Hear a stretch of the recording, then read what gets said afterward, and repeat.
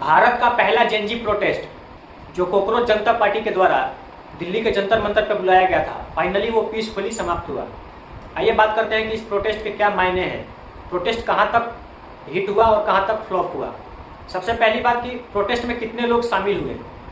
लगभग 3 से 4 हज़ार लोग प्रोटेस्ट में प्रेजेंट थे। हालांकि सोशल मीडिया पे कॉकरोच जनता पार्टी के फॉलोअर्स 22 मिलियन है, जो कि एक बहुत बड़ा नंबर है, लेकिन ग्राउंड रियलिटी में लोग बहुत कम पहुंचे। तो इससे पता चलता है कि ग्राउंड रियलिटी में और सोशल मीडिया में बहुत फर्क होता है।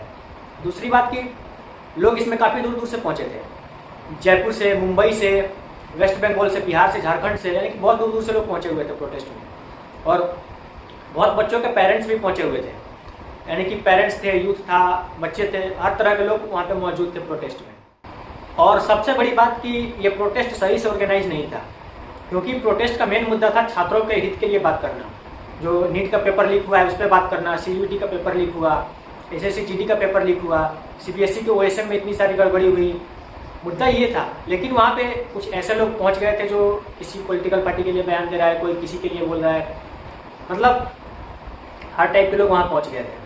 हालांकि कुछ ऐसे पेरेंट्स भी थे जो बिल्कुल न्यूट्रल थे, जो अपने बच्चों के भविष्य के लिए वहाँ आए थे। और सबसे बड़ी बात कि क्या इस प्रोटेस्ट ने इम्पैक्ट डाला है, तो बिल्कुल डाला है, क्योंकि इस प्रोटेस्ट को पूरे वर्ल्ड मीडिया ने कवर किया है।